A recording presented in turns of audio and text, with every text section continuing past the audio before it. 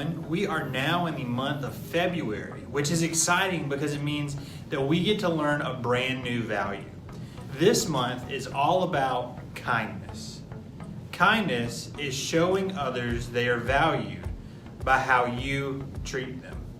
I love cheering on my friends and family. You might say that I'm a super fan. We should treat others the way that we want to be treated.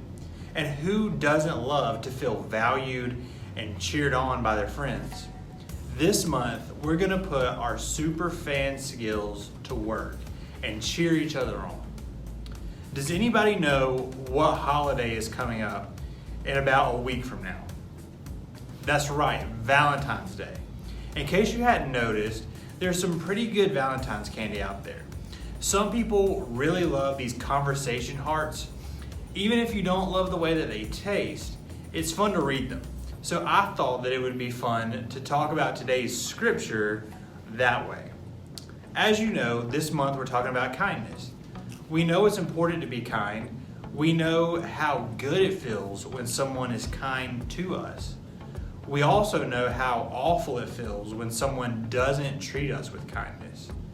Did you know that it's especially important for those of us who follow God to be kind? It's true.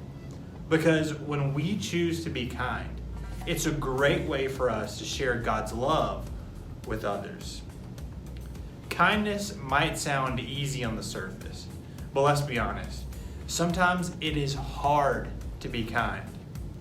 Maybe someone at school is going around saying mean things to everyone. Sometimes it's tough to get along with others, especially when it's someone you see all the time, like your brother or your sister. Sometimes you find yourself in a situation where someone is straight up unkind to you. And when that happens, do you feel like being kind to them? Nope. You probably feel like getting them back. So how do we show kindness even when it's hard? Well, we start out by remembering how God has shown kindness to us.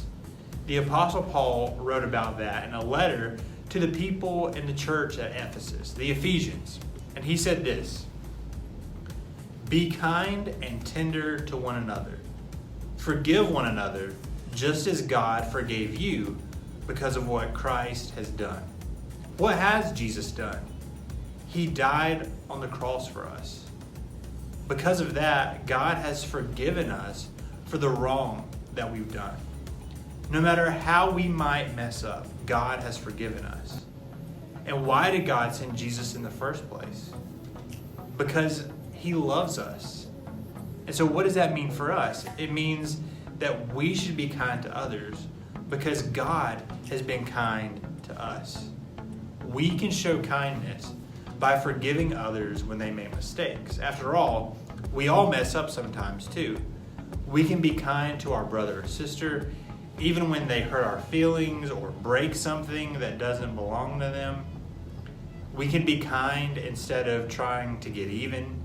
It's important to remember that you can show kindness without allowing someone to keep hurting you or treating you badly. If you've ever been in a situation where you're not sure what to do, whether it's about you or someone else, you can always talk to an adult that you trust and ask them for help. But if you're having a disagreement with someone, or if a friend said or did something that really frustrated you, you can take the first step to make it right. You can remember how kind God has been to you and choose to treat them with kindness. And if you do, you're showing them how valuable and important they really are.